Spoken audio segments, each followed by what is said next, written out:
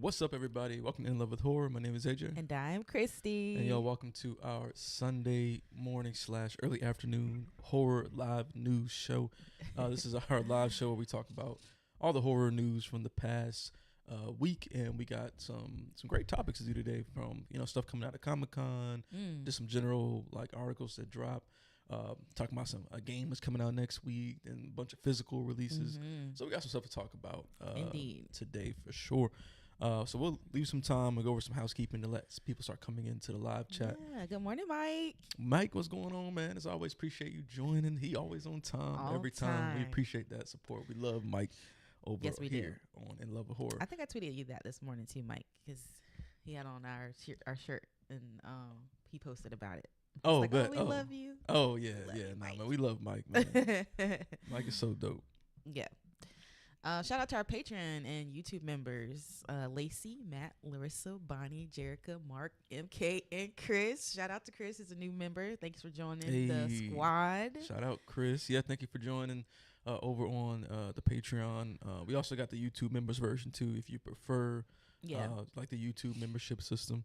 And it's actually dope if you do it on the YouTube membership too, just because you get the little In Love with Horror logo when you're in the chat or the comments or whatever. It just actually it looks super dope. Oh, okay. What's up, Jimmy? You got to get the family ready for a Halloween event. So thanks for popping in to say hi. Oh, man. We appreciate you. Hope you have a fun time. Yeah, the Halloween event. Send love to the kids and your wife. It's that time. Yep. We also on Discord. The link is in our description box, so definitely come join us there. We chat throughout the week periodically, talking about what's new, what's coming up. Watch parties in there. Watch parties. Yep. You can share pictures of yourself, your selfies, your pets. It's talk about games, anything. All things, yeah. Everything's up in that Discord. So great opportunity to just come in and just chat with the community. It ain't even got to be just about horror. Oh, yeah. That's a focal point, but we got other channels in there too. But yeah, so also we are covering season 3 of From. If you're not following along, we did last week was episode 4. So today episode 5 comes out. We're anticipating that. Yeah, that's gonna be interesting. Yep, that's gonna be real interesting. So we did this really impromptu live on Friday night. It was super late. It was 10:30, 11 o'clock at night. On the Pacific time. Yeah. Pacific Standard Time. So it was 3 a.m. then on the East Coast. No, you said we started at 10, so it was 11, 12. 10, okay. It was 1. It was 1 over late, on the East Coast time. All I know is. Yeah. And because we were going to record our reactions, but it was a lot. So AJ was like, well, let's just do it live.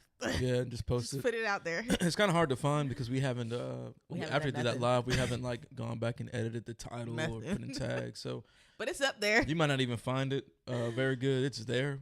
We got to go back and add some stuff to make it known these are the trailers we're watching and that type of thing. Yeah. So that's on the channel. We watched 4 different trailers and talked about those. So one of which we'll talk about in a minute, but it was Wolfman, Werewolves, The Monkey, and The Strangers Chapter 2. Yep. So if you want to know our thoughts on those trailers, definitely go check that video out. We'll get it edited so you can easily find it. But yeah, so a couple things more and then we'll get started. But we have a Smile 2 review up. Yeah, we went to go watch that Thursday night. We are okay. We were in the minority for a while. It's changed now. It's a couple more people have been talking about it on Twitter that they didn't like it. Oh, okay. So we're still in the minority, but we're not alone. I was so confused by that, seeing people's reaction, yeah.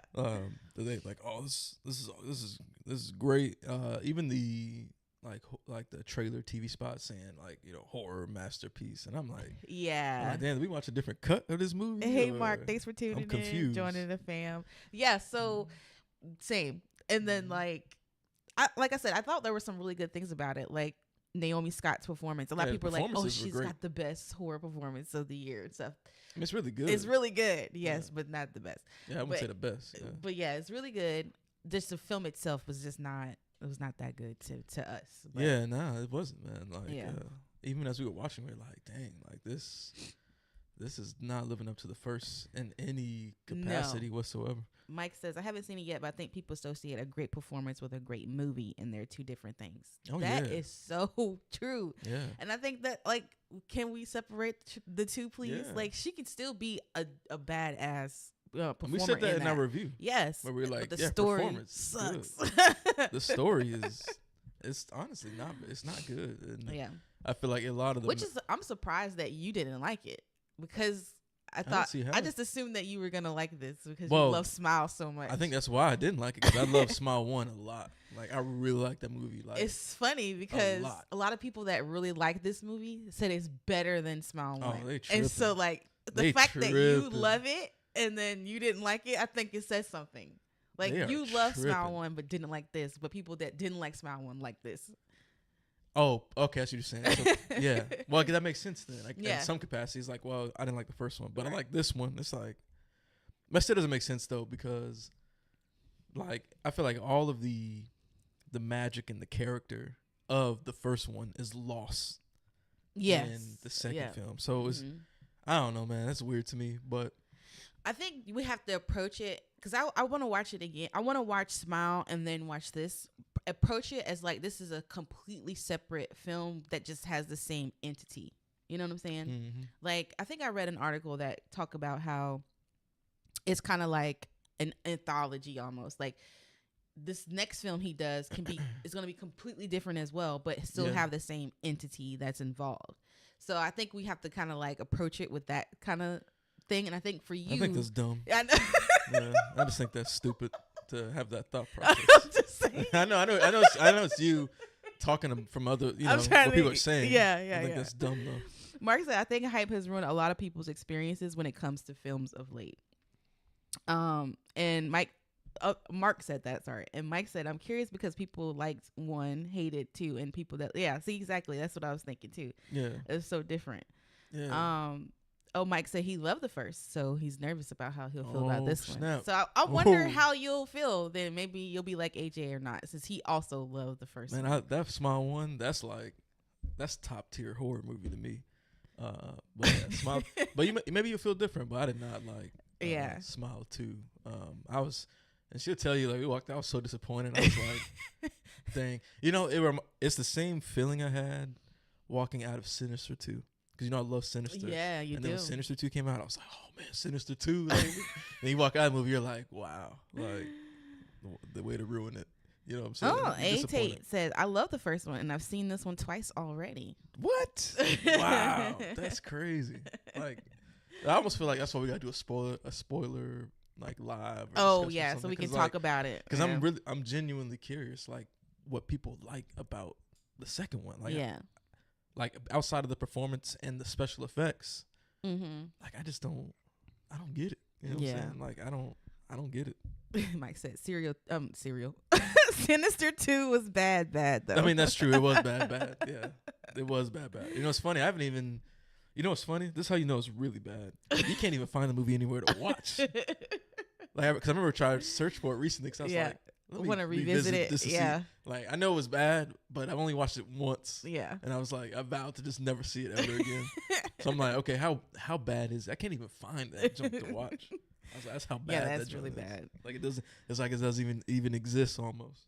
Mark hasn't seen any of the Sinister films. You gotta watch the first one at least. Mark, it's so good. And listen, watch it in the dark and like cozy up on the couch. Set the mood. You gotta set the mood for it and just experience it. Really though, Sinister 1 is. Make sure you have really good audio too. That movie that's a masterpiece. Like, I don't know about all that. It's good. It's really good, but I don't know about masterpiece. Even when we did the watch along. We did do a watch. I was watching it again. I was like, damn, this is a good movie. This is you watch one of those good movies. You just watching it. You've seen it already. We just like you're just reminded like. This is a good ass movie, like, you know what I'm saying? Sinister is one of the movies you gotta watch. Sinister 1. 100%. Oh my gosh, Mike said have a lawnmower in the room too. See, you gotta be careful with them lawnmowers, man. The first Sinister actually creeped me out, and I watch horror movies for fun. See? That's exactly. a really creepy one. It is creepy. I think that at the time, that's when it came out. I think it's one of the reasons why I liked it so much. Because I was very desensitized. Yeah. But after watching it, I was like, whoa, like I'm turning lights on and stuff like that. You know what I'm saying? Like it really was so scary. It scared you. It was really scary. I got you. And that's actually one of the things I don't like about Smile 2 is like it's not scary at all. I don't even remember you jumping in the movie. It's funny because there was a point where you did jump, and I was like, "That made you jump?" Because it was loud. The jump scares in Smile 2 aren't even scary. They're just loud as hell, like super loud. So you can't help but jump. And we watched it with the Dolby Atmos and all that stuff. Yeah, in the theater. And it was super cool. And it was my first time doing that. Yeah, I think I only done it once. I think it was the Batman when I watched it one of those like Dolby premiere theaters at AMC. But it was stupid loud, like ridiculously loud. I think you have to, sometimes obviously what scares us won't, scare others and vice versa, right? But I mean, like, you not scared. A lot of people, I know, right? I know. Come on. That's true. You're like a scaredy cat with these movies. A lot of people said that this was scary to them. They loved. Now, I like jump scares when they're used effectively. I just didn't think these ones were. Nah. That well, but we talked about that in our review. We doing a whole review now. We're doing a whole review. But anyways, yep, we are doing. Go check out the whole review. It could also be a scary thing to think of it in like a different sense, like to think of something taking over your mind. Like that's a scary thing, and that is the scariness of the film, not necessarily of like, boo, you're scared. Yeah, I mean the concept cool, but the story is no. Yeah. Mike says The Conjuring, Sinister, and Insidious were like the trifecta of modern horror that hit scary moments. Oh, 100%. Agreed. They don't make movies with that type of terror anymore. Well, I wouldn't say anymore, but it's just few and far between. Yeah, that era of when movies were coming out were like them shits was just hitting like back to back to back. Yeah. When Mark said Insidious did scare the hell out of me. Yeah. Like those movies were genuinely like scary. Terrifying. You know what I'm saying? Yeah. And I don't know. And maybe that magic has been lost because the studios are so focused on making money that I can see they're that. Going for like the fun versus scary. Like, oh, we're trying to scare you. You know what I'm saying? Like we're trying to make it so you can't go to sleep properly at night. Yeah. Instead of just being like, oh, we're just trying to have a bunch of fun moments that people talk about on TikTok. Yeah. You know what I'm saying? Now I agree with this, Mike. The indies picked up that mentality, but mainstream moved far away from that terror. And I agree with that. Like some of the scarier movies that we've seen this year have all been indie horror films. They have not been anything in the theater. In fact, when you and I were on the way home from Smile 2, I brought that up to you. I was like, man, that movie wasn't even creepy. And I was like, shit, we watched indies made for probably a fraction of the price that were way scarier, like Beazle. I was thinking about Beazle. Beazle's probably made for a fraction of that movie, and it was way scarier than that movie. And even a creep factor, Oddity was creepy, I think. Yeah, Oddity was like creepy as hell. Foreign films, Eczema, that shit was scary. Yep. That Disappear Completely was creepy too. Oh man, that's a good one. Yep. I need to watch that. Mike says major studios want the clickbait, not the long-lasting impact. Oh right, yeah. Yes. Agreed. Yeah, they've a lot of these studios have started to realize, like, when they got to turn a profit, hey, let's just make a horror movie. We don't even care how shitty it is. You know what I'm saying? Just put something out so we can make a quick dollar to like up the books and then just keep moving. You know what I'm saying? But they don't care about the quality of it because they know that they can make it for so cheap that first weekend is enough to like just give them back some money. Yeah. And then they can just shelve it and not care. You know what I'm saying? Smile 2 made a lot of money. Oh yeah, I mean, based off of I think even the Rotten Tomatoes, I don't know what it's at now, but I know when we first checked it, it was like 84%. Yeah, it was. Like that. And I was confused. I was like, damn, 84%? Y'all are tripping right now. He's bothered by that. I watched a whole different cut of this movie, apparently. Oh, look. Oh, who else said that? I said that to somebody else on Twitter, too. It's like, oh, yeah, we definitely watched a different movie or something. A whole different movie. Because 84 is super high. Let me go to this. But are you gonna look it up? I just gotta check real quick. Yeah, it's at 80. It's at 80. Oh, hold on, this thing's tripping out. Oh, it's 84. It's okay. Yes, 83 for critics and 84 for certified fresh for audience. Yep. So it's actually I've never seen it that close where it's like almost close. spot on between critics and audience. But yep. That's just gonna be one where we just differ from the masses on that one. Yeah, that's crazy. Interesting. But Just jumping into some more stuff. What we watched recently. Of course, we were just talking about Smile 2. We also watched that Netflix movie. It's What's Inside. That was a good movie. It was like good. I just didn't like the ending. That's all. Oh yeah, I agree. I didn't like the ending of it as well. Yeah, because I was like, all right, now come on, y'all. Like, yeah, I get like the like chick want to get revenge aspect. Well, we doing overkill mode. It's a little bit overkill. Y'all tripping. Like, it's a little out of hand. So if you haven't seen it or even heard about It Wasn't Hot Inside, because I hadn't actually heard about it. I saw people talking about it on Twitter, but it's like about this. Well, actually, I heard about it first back in Sundance, but I forgot about it. But anyways, it's about like this group of friends who are playing this game, and the technology allows them to like swap bodies, and it gets really, really weird. Super weird. Yeah, it's super weird. But like I thought that like the way they filmed everything was really, really cool. Like I loved like the different lighting, the mood, like everything was super good. But yeah, I agree that I wasn't a huge fan of the ending of it. Like I said, I love the ending, but so many people felt it was a cop-out ending. Oh, yeah, I mean... I wouldn't say it was a cop-out, but I just didn't like it. Yeah, I don't think it was necessarily cop-out. I think it flowed fine. Mm-hmm. I just think it was more the extremes of the ending. Yeah. That I didn't really like. I would have liked it for certain elements to have been resolved differently. Yeah. I think I know what you're talking about. Yeah. But definitely want to check out if you're looking for something to throw on and you have Netflix. Definitely check that out. I would say it's definitely worth checking out because it is a fun ride. Yeah, it is getting towards the ending. It gets crazy. It's a journey and it gets super crazy. I would never want to do nothing like that ever. Yeah, I know Jimmy's not on here, but he had asked like how we would feel like being a married couple playing a game like that. Oh, we wouldn't be playing. You would not. Ain't no way anybody could ever peer pressure me to play that game. Like, cause in that movie they're getting real peer pressure. Come on, play, and I'd be like, no, bro, fuck no, I'm not playing this game. You know what I'm saying? Like, yeah, it's that simple. We definitely wouldn't be playing it. Yeah. Let me know in the comments if you've seen the movie. Would you play the game? I want to know. Right. But yeah, we wouldn't be playing. We'd be on the outside. You'd be on the outside. But of course, we watched It's What's Inside, and then this week has been our Black Horror Week. Mm-hmm. Shout out to Mike again.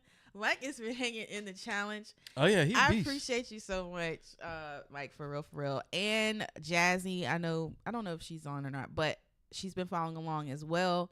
Shout out to y'all doing the In Love with Horror movie challenge. Yeah, y'all been keeping up. Yes, but yes, this week is our Black Horror Week. Are you going to show the films? Is that why you have that pulled up? No, I was. Oh, okay. I didn't know if you needed to reference it. Well, yeah. So Friday, our film was Night's End.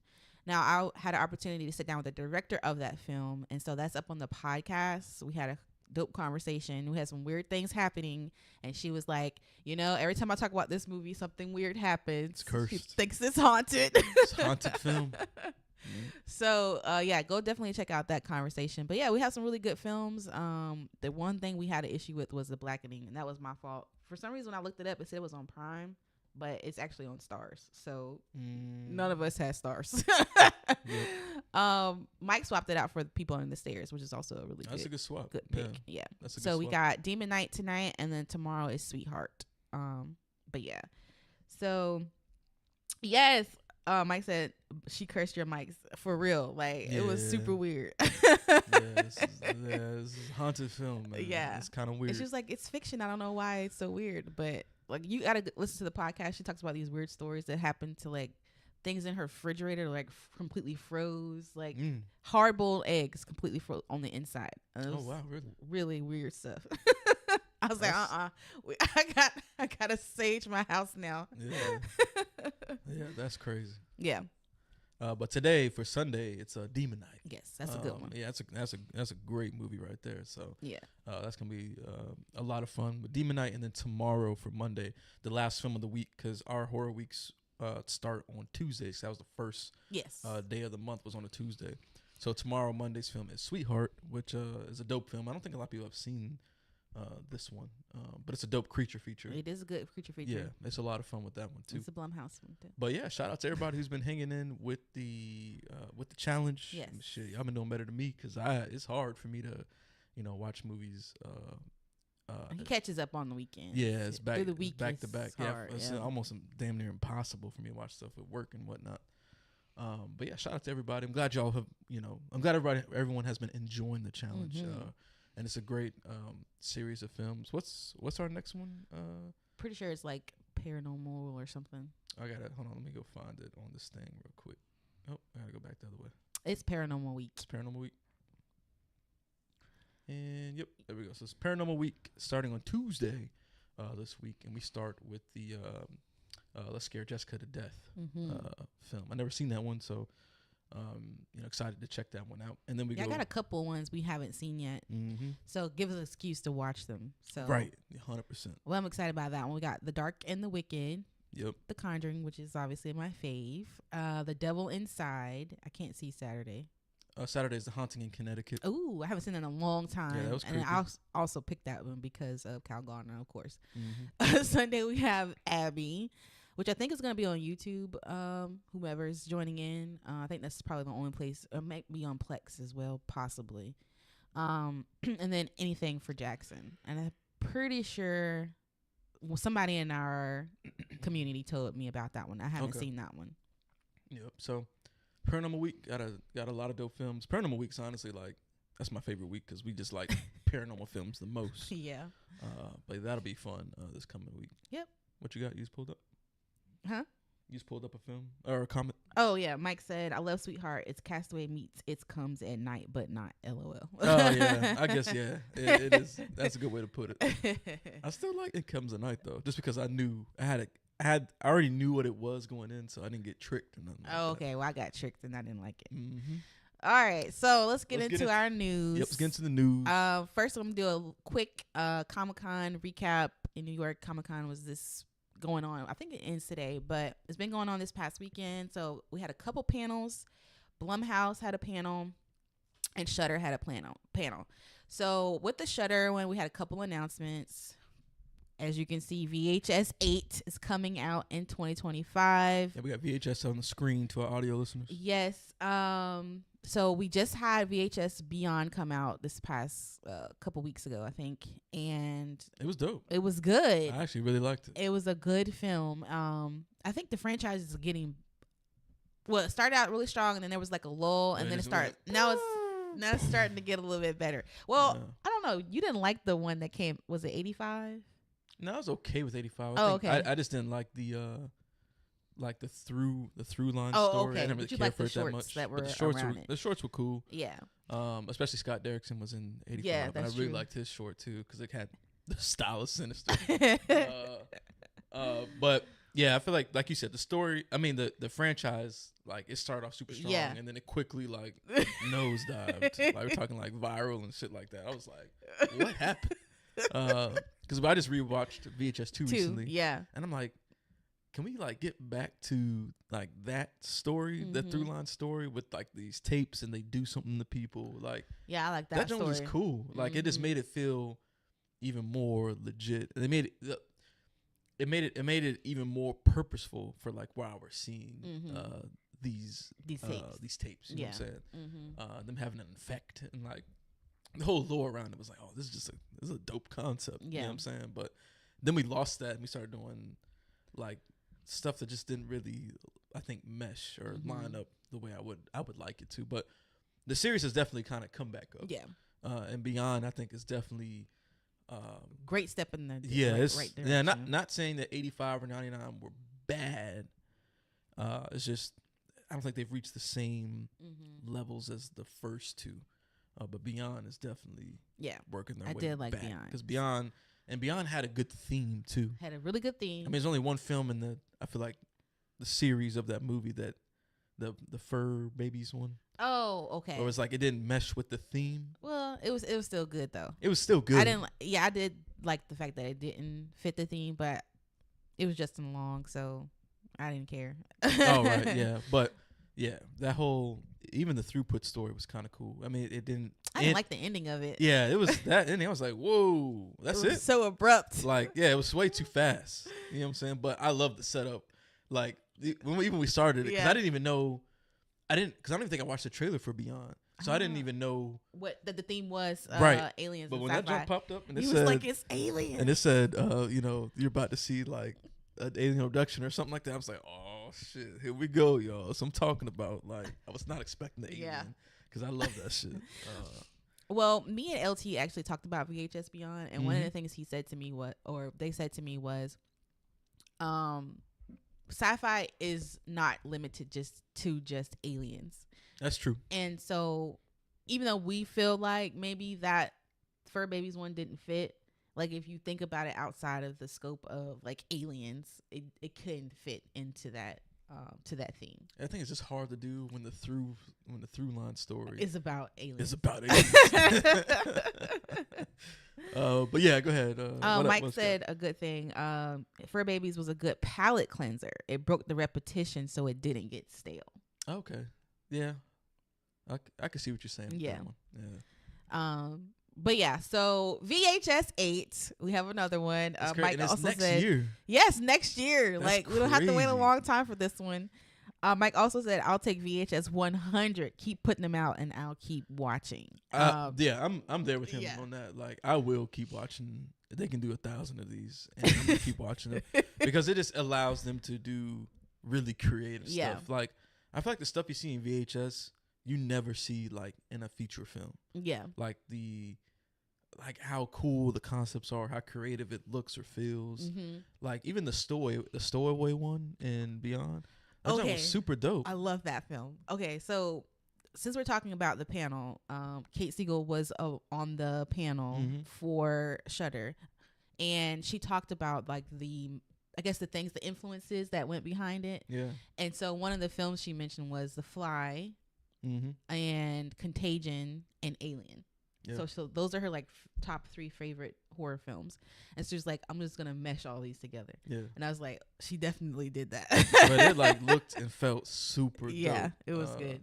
You don't get films that in feature length that feel that way. I mean, and it's, in some ways those things work better as a short anyway. But I like Mike said, I'm cool with them to keep pushing out more and more VHSs, and it gives more people. I think it also gives these filmmakers the opportunity to just have some fun. Have fun, yeah. You know what I'm saying? Like, hey, we're not worried about making a ton of money. Like, we're just trying to have a good time. And if anything, that could kind of reinvigorate, I think, a creator too, or give a creator their first chance at directing something. That was Kate Siegel's first directorial on a project. Yeah. So like, she was able to get her feet wet and then be like, okay, like I can do something here. Right. It's kind of like when directors direct like TV episodes. Because I think about like Bryce Dallas Howard directing like some of those Mandalorian episodes. Some shit was fire. Everyone was like, damn, she could direct. Like, hard. You know what I'm saying? So yeah, I think VHS gives people that room to maybe dabble into horror, or just take a break from the studio bull. You know what I'm saying? Like, they can actually just have fun and just make some really dope projects. I agree. Also out of that panel, we got a release date and a trailer for Wolfman, which was January 17th. The Wolfman. That was one of the films that the trailers that we did in our live reaction. So I will kill all of you. Really? What are you? You're talking about from the other one. The Wolfman. Yeah. What was that actor's name? I forgot his name. Oh, it's not 2010. It's not bringing up the right one. I'm gonna go to the cast. Yeah, Benicio del Toro. That's it. Yep. I was like, what are you talking about? I will kill all of you.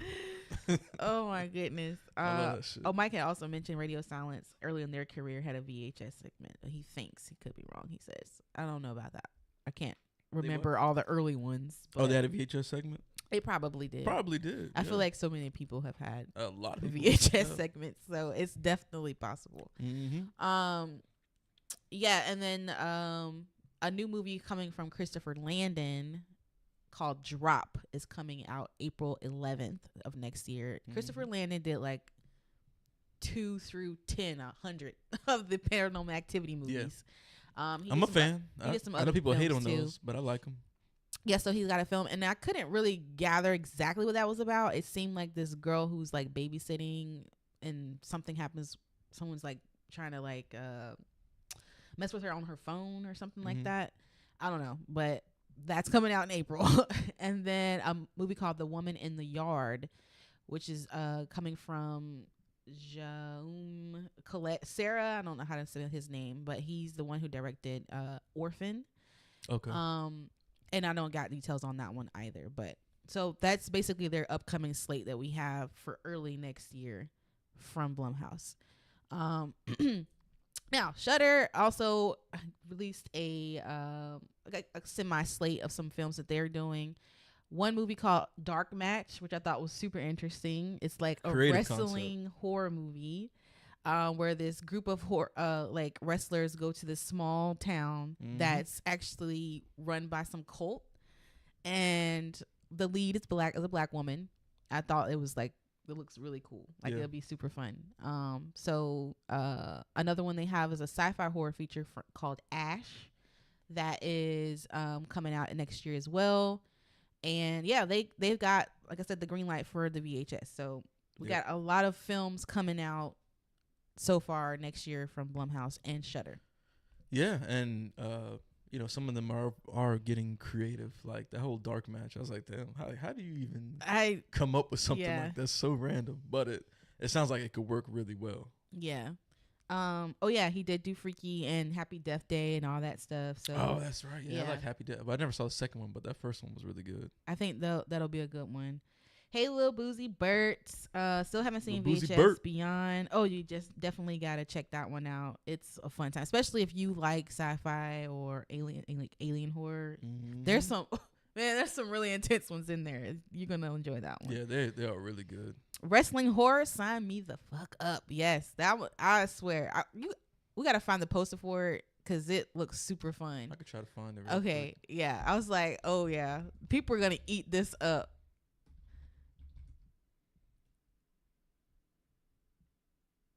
They don't have one in that. Well, they might have it in there. I'm trying to pull up the poster right now, y'all. Give me a second to find it.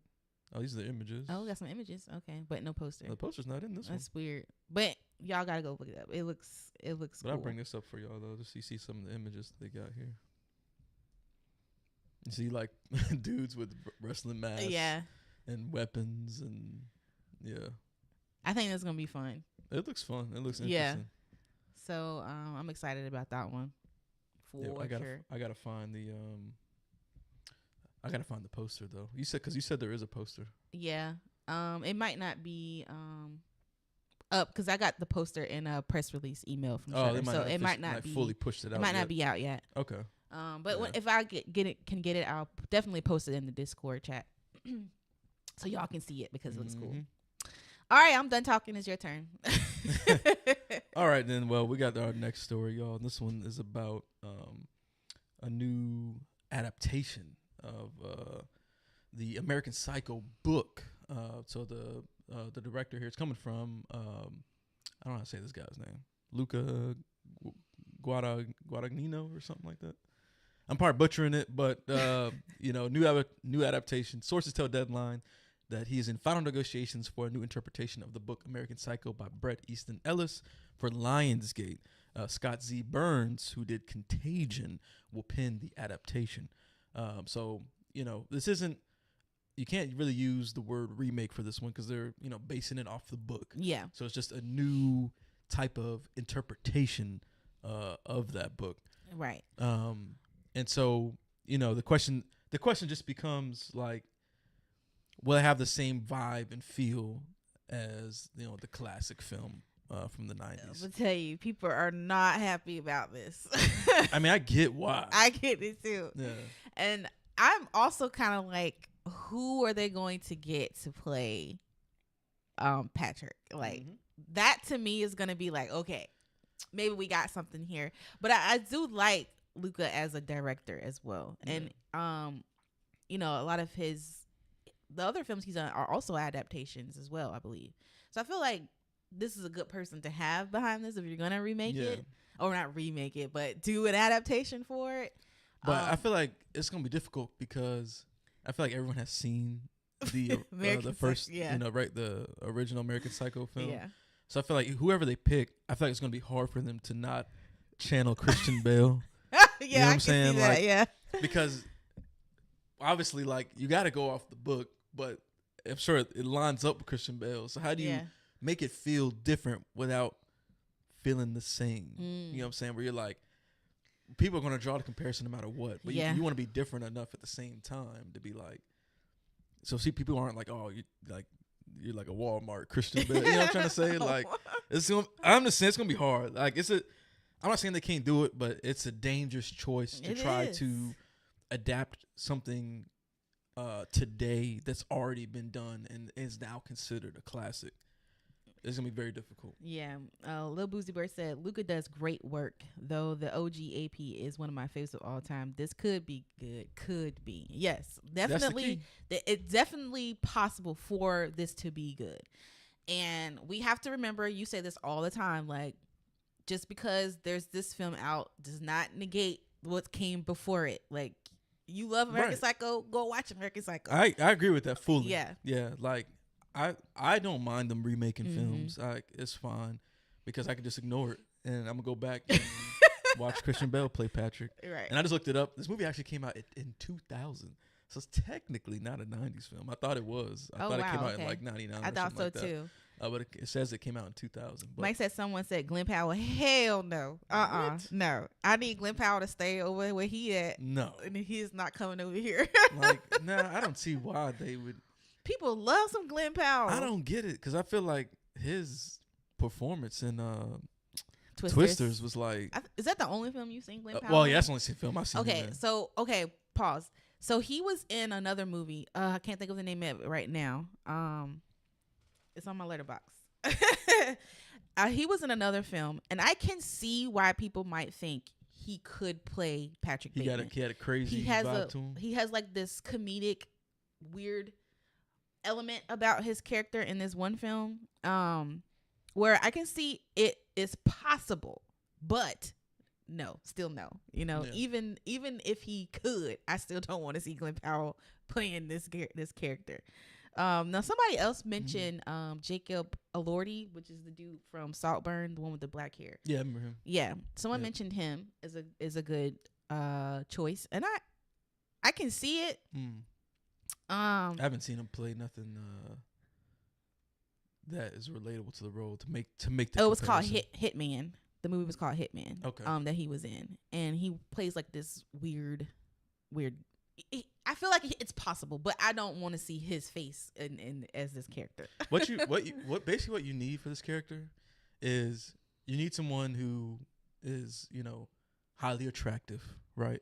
And I think that's probably why they think that, because I personally don't see it, but people do. You gotta have someone who's highly attractive, but they gotta have the performance and character of Barry from Saltburn. Yes. So it's got to be his persona, but they got to be fine, almost perfection. You know what I'm saying? You got to find somebody who can really blend those together, and then they'll be good to go. Yeah, I don't. I hope not. That's all I gotta say. He said, Lou Bleasberg said no, please no to what the Glenn Powell one. Yes. No. Weird choice. I think this could work. Is the dude that played Freddie Mercury. Now I know you've seen that. I don't remember. No, I haven't. No, I didn't watch that one. Oh, I thought you did. Nah. Okay. I had never seen it. Okay, we haven't seen that one. So we don't know how he. I've seen clips from it. But I haven't seen the whole look, movie. So. I can see the look wise though. Yeah. I can see the look. But now I'm gonna go back to this one comment that Lil is. Boozy Bird said about look what Fede is doing, because Fede did do another film that people have that feel is beloved. So I can see Luca doing a good job with this film though. I was trying to pull up the actor from that movie. Get to the cast real quick. Oh, this guy. Yeah.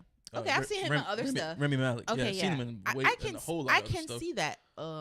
Yeah.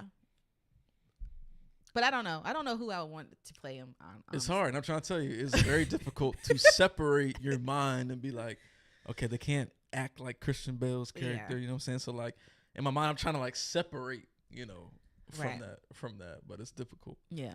But anyways, that's what's happening. We're getting a now. Now let me ask you this. Okay. 'Cause I know this would piss a lot of people off, but I don't really give a fuck. But do you think that they would go in a different direction, like not cast a white actor and then maybe pick a different ethnicity? I don't even care what ethnicity, but do you think that could be a potential? An Asian dude or a black dude or, you know what I'm saying, Hispanic dude? I don't think that they would do that. You don't think they would do that? Because that would definitely They'd be so hot. They'd be so mad.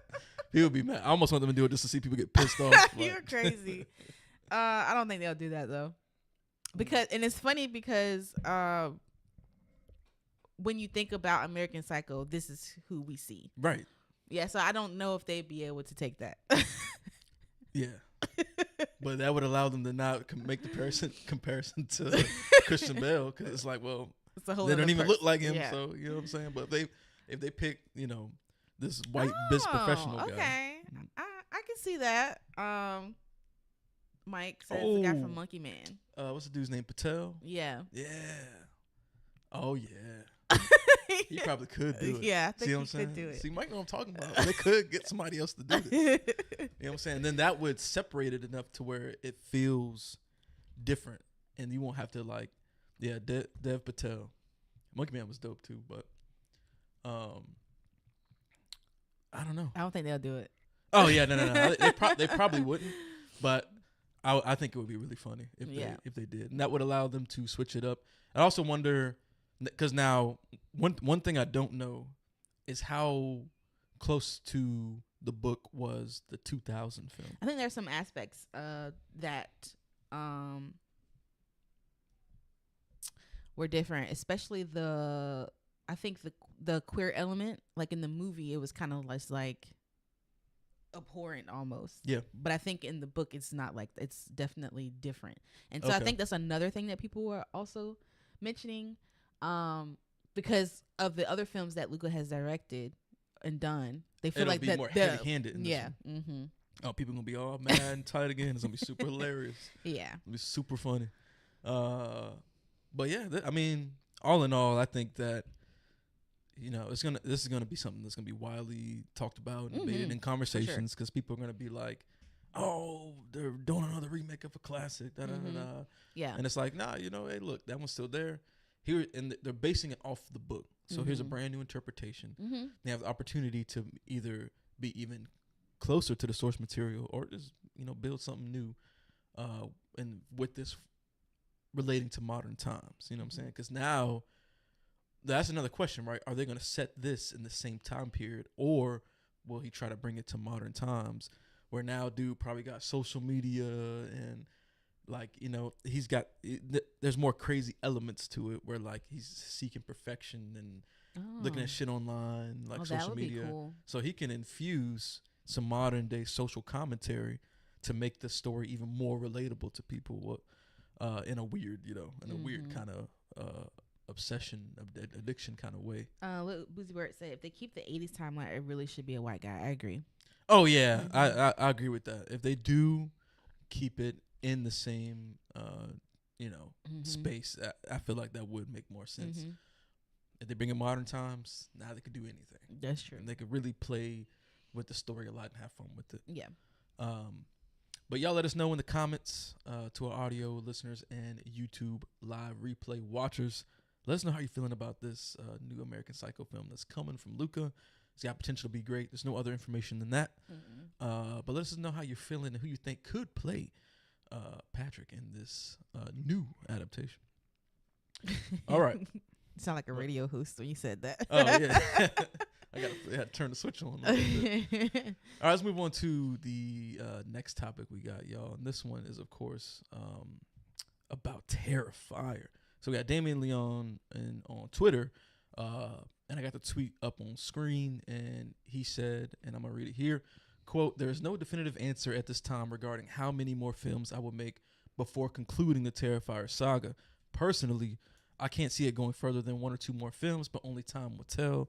Rest assured, the ending will be epic and terrifying." And then he put the clown emoji. This is cool with me. I'm a big fan of the Terrifier franchise. I liked Terrifier 3. I thought the kills were incredible. Story was a little weaker to me on that one compared to number 2, but I still had a great time with it. So Yeah. I'm cool with more Art the Clown. I'm never gonna say no to it unless they get to like Terrifier 8, and I'm like, all right, y'all. Like, okay, how much more shit can you come up with? But I'm fine with this. I know you're not as big on Terrifier, so how are you feeling about it? Okay, when I'm looking at the story elements, I think there should be just one more. Just so we can have like our final victory of Sienna over Art, and unless they pick up a new story going past like Terrifier 4, I think we need some closure for Sienna and Jonathan at this point. They've been taking my girl through the ringer. She's been through it.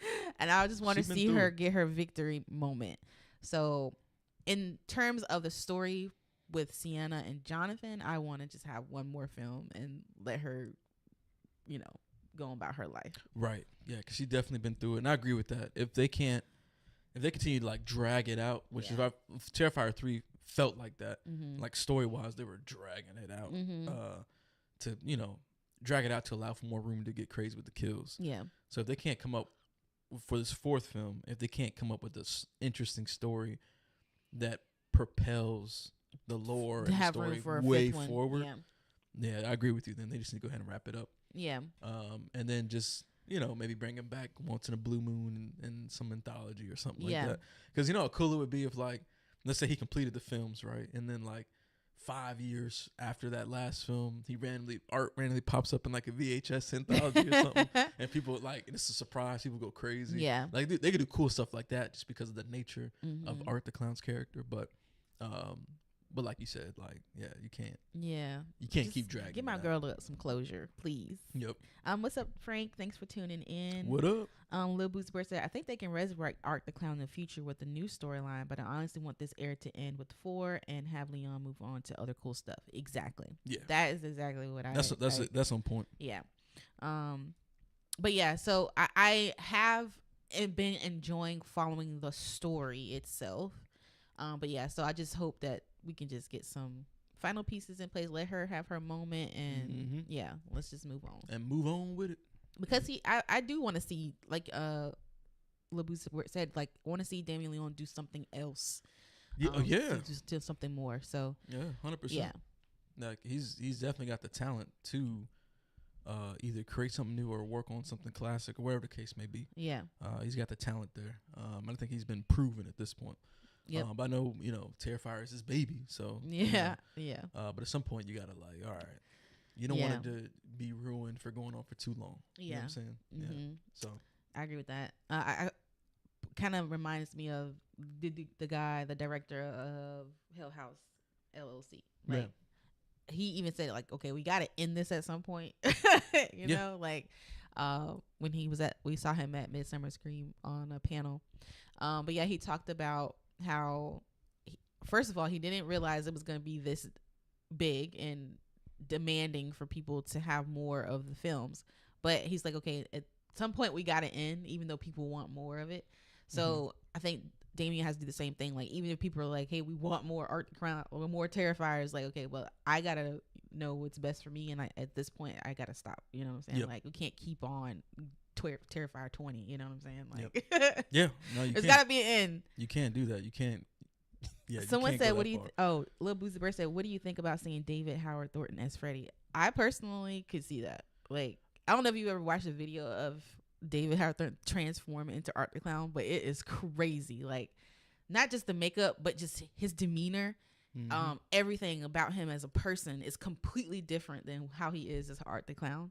So I think he could do a Freddy. I think he's definitely got the body language to do it. Yeah, but Art the Clown doesn't say nothing.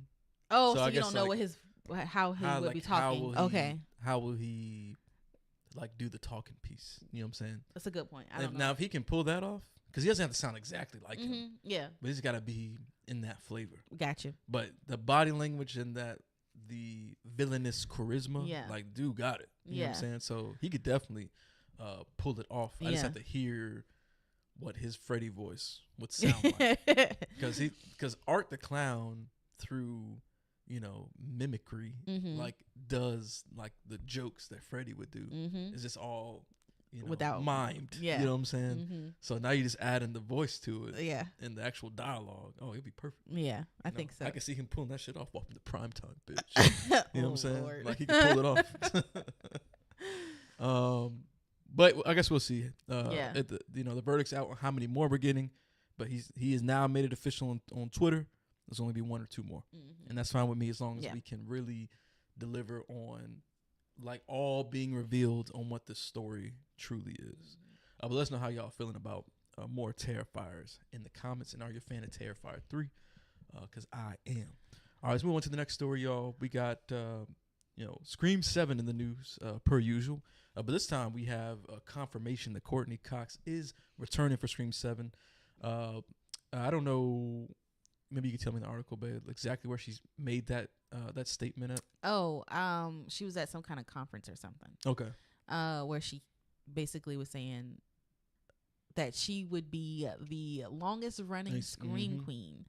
And it was funny because when you say that, it's like, oh, okay, that's nice. But a lot of people are like, oh, that's shade, because she's kind of like referencing what's her name from Halloween? What? Jamie Lee Curtis? Jamie Lee Curtis or whatever. Because if she does this film, I think they'll be in this. She'll be in more films, I think, than she was for Halloween. I was like, okay. Y'all reaching. Okay. But I doubt she was meaning that when she said that. I guess. I don't know. Who cares? Yeah. You can make dumb comments. I mean, it is what it is. Yeah. She's just lucky she is a main character in this franchise, so it only makes sense.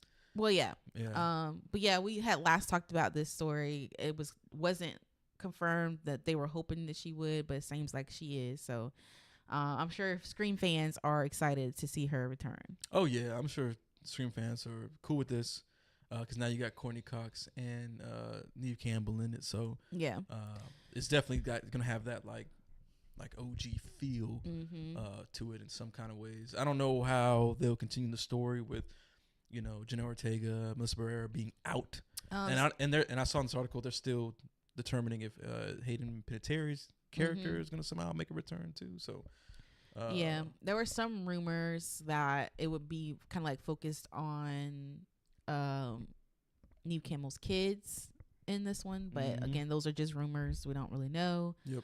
And then if I could just play a devil's advocate, I guess in a way, a lot of people that are team, Melissa Barrera are upset that both her and Neve Campbell signed on for this project because they feel like, they should have kind of like stood up for her in that regard. But I put it to you like this. Go ahead, babe. They probably wrote a big check.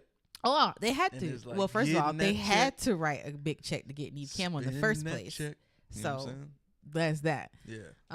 But yeah, so, I feel you.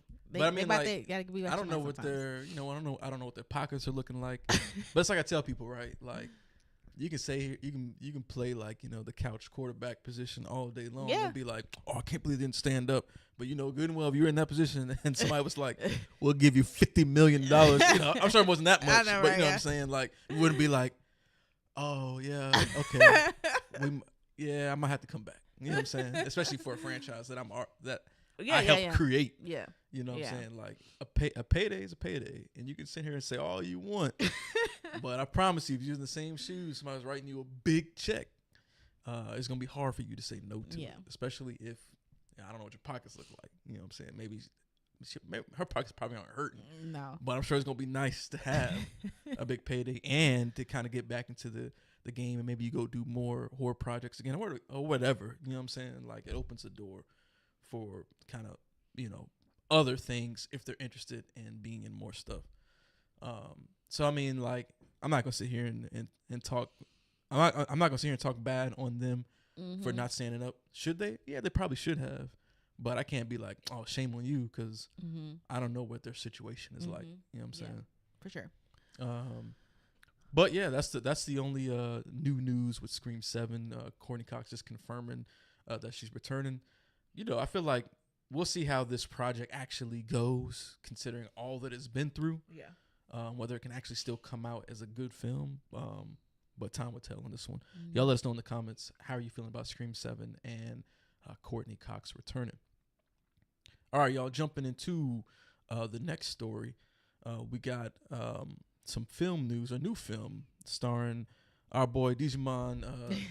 Is it Hunsu? Hansu, Yeah, yeah. I don't be saying that right, but he's starring in a horror thriller called The Monster for Saw producer Mark Berg and director Darren Lynn Boozman.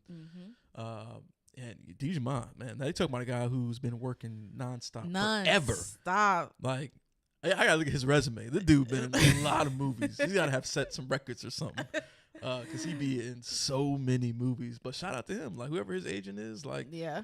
you know, he be getting his checks for sure. You know what I'm saying? Oh, we need an older black man in shape. Oh, we got you, Digimon. You wanna do this movie? Sure, I'll do this movie. I don't give a fuck.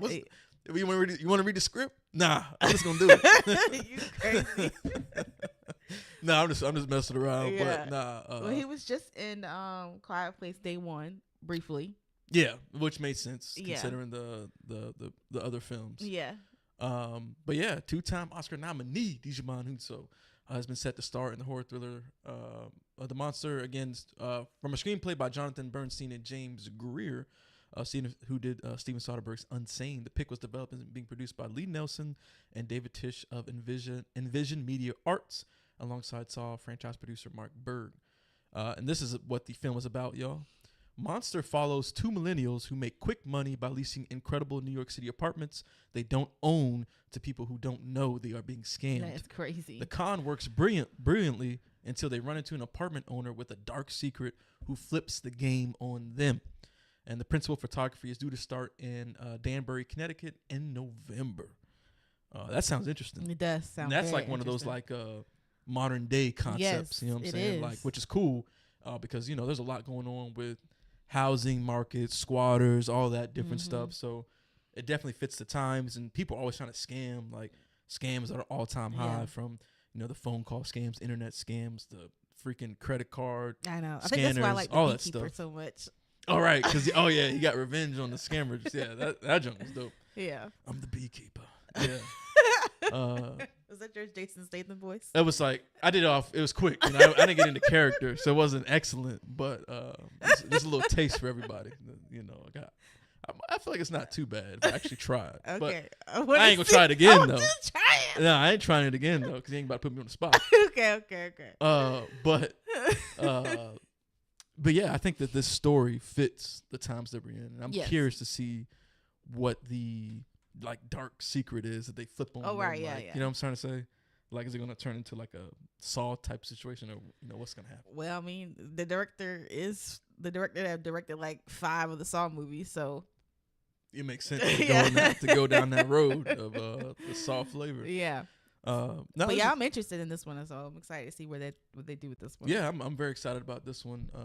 I think the people involved, from the actors to the producers to the writers, I think it's got a lot of potential, and I can't wait to see what this becomes. But that's pretty much all there was for this story, y'all. But exciting nonetheless.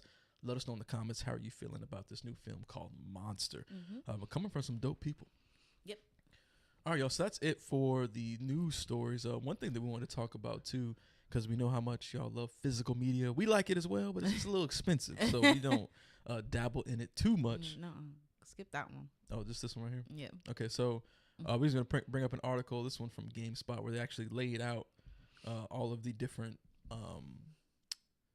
collector's editions and things like that are coming out. The first one that we thought was cool was there's a Inviolate Nature collector's edition coming out on October 22nd. I know we weren't as big on this, thought the kills were cool, but just conceptually it didn't translate very good to a feature-length film. But it's got a lot of dope stuff. It's got 3 hours of behind-the-scene extras, and also includes a limited edition poster in the package as well. Super dope, coming on October 22nd. And then the next one we wanted to bring up was Thanksgiving. So we got a 4K Blu-ray Steelbook. That looks really cool, though. And it actually does look really good. It comes out October 28th. I got the image up on screen, and it comes with all the extras that you would expect. Of course, the 4K Blu-ray, you can't beat that. And it's got a signed letter from John Carver himself, which I thought was kind of cool too. Yeah.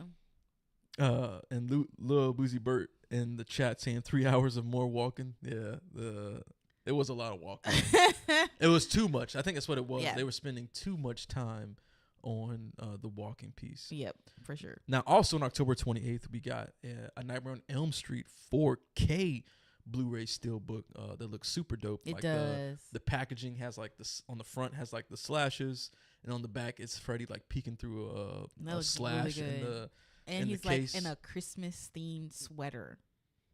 Well, I mean that's his main I know, sweater but all the time. It looks cool. Like it looks.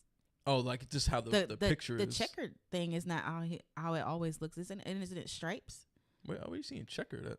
Oh, must be how checker. I think it's how the TV okay, is. that's the way it's looking. Yeah, I was like, I wait think a it's the minute. way you're looking at it from the TV. I think it's like playing with the colors, but no, it's just him in the boiler room. Cool. It's his traditional red and green stripe sweater. But either way, it looks good. Yeah, what she's talking about is the inside of the steel book, like where the CD is and whatnot, has Freddy standing there in the boiler room.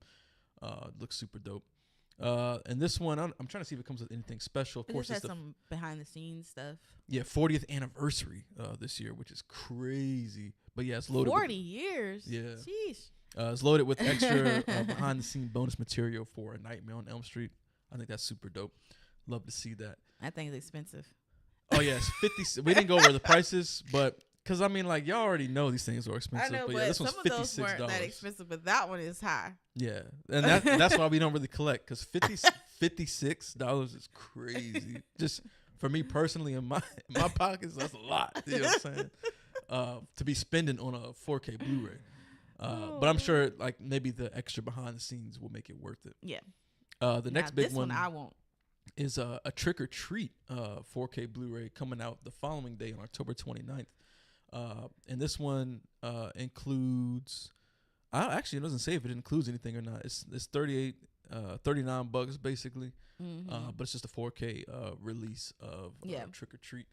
Hopefully that that look is really good. But that's pretty much it for all the physical news that we wanted to go over. We know how much y'all love the physical. I wish I could join y'all and and maybe one be day, buying y'all. these up, but I just can't. I can't do it. I can't separate, that much money for the Blu-ray, especially when like games and stuff cost a lot too. Like I just bought that Dragon Ball game. You did, and that junk is $70. I can't believe you paid $70 for that game. That's what all games cost. No, nowadays. I thought they cost like $50, $60. They used to. But all the modern day games today, they all cost $70. So that's like standard pricing now. That's crazy. That's what I'm saying. Like that's wild. But let's go over the box office update real quick, y'all. Let me get this pulled up so we can dive into that. Because I know Smile 2 did pretty good. I just need to bring up the article so we can go over it. Okay, so here we go. Let me put this up on the screen. So we got Smile 2 leading the box office with $23 million, y'all. That's crazy. Mm-hmm. That's which I think is close to what they made, period, with the last film, wasn't it? Wasn't it like? Let's see. Yeah, it says the debut is on par with expectations, and even with the original film, which opened to $22.6 million. So it's very close. Yeah. So it's very close. Which I think typically though you want to see it go up a little bit, but I mean that's still really good. It says that Smile 2 costs $28 million to make, so they're very close to, earning that budget back. I'm sure. Well, actually, no, I take that back. The global, the follow-up film also opened overseas at $23 million. So actually, the worldwide box office was $46 million. So they have earned their money back. And so now it's going to be pretty much all profit from here, because it doesn't seem like their marketing was super involved or super expensive. But I see that Smile 2's got a B grade on the cinema score, which is so crazy. Which is crazy, but that's really good for that film. Yeah. It did really, really well.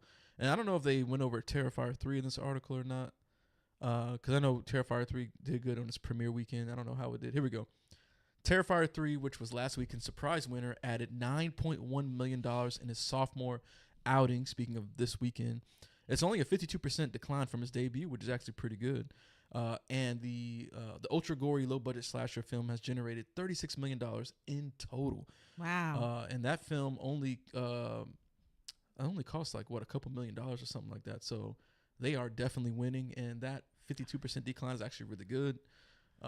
So shout out to these horror films making some really good money. Y'all doing it up this weekend. Yeah, and it just kind of proves, like if you make decent films, like they will generate good money. And it's, I mean, yeah, the shitty cheap ones will generate money too, but I think you get more if you actually put in the effort to make something that's really good. Yeah. So we'll keep an eye on how this how this continues to develop over the course of the next couple weekends, especially leading into Halloween. We got one more weekend before Halloween, so there's potential for these movies to make even more money. Especially, I think Long Legs is coming back to theaters for a brief stint. Long Legs is coming back, so that'll probably get some good money leading up to Halloween. So we'll see how the box office shapes up. But that's pretty much it, y'all, for our live horror news show today. Thank you so much to everybody for joining us over in the live chat. Thank you, Bert. Yeah, for tuning in. Frank, thanks for stopping by. Mike, Mark, thank you all as well. Yeah. Jay Sleek, shout out to you for tuning in. I think that's everybody that popped in on the chat wise, and Jimmy from earlier. But thank you all for tuning in, and thank you for those who watch on the replay as well. Did you want to clear that chat? Because oh, sorry. I think you had something I hit up there. something. Leah said this is, I think it was an old comment. Look what Fed is doing. Okay, my bad. Sorry about that. But yeah, shout out to everybody who joined us. And if you're watching the replay or listening over on the audio podcast side, if you want to join us live, we do our live horror news shows every Sunday, 12 p.m. Eastern, 9 a.m. Pacific. Please do join us. We love having that live chat discussion if you're interested in the live. But I mean, hey, look, that's it. Hey, we already went over all the housekeeping at the top. We'll drop our From reaction for episode 5 today. We still got to watch the episode and edit it. But we promise y'all it will be coming at some point. And then we just got to get back to this, it's spooky season, get back to watching our horror movies. Yes. And just, enjoying this your month Sunday. Enjoying the Sunday. But yeah, that'll do it for us, y'all. Again, thank you all to our supporters, to all our Patreons and YouTube members. That's a great way to support us, by the way, over on Patreon and YouTube memberships. You can also visit inlovewithhorror.com, where we do all of our written reviews, as well as have some of our merch up there, from like these shirts, like our hats. We're going to have some more products on there dropping pretty soon. I think we already got our beanies up there because we're getting to the winter season.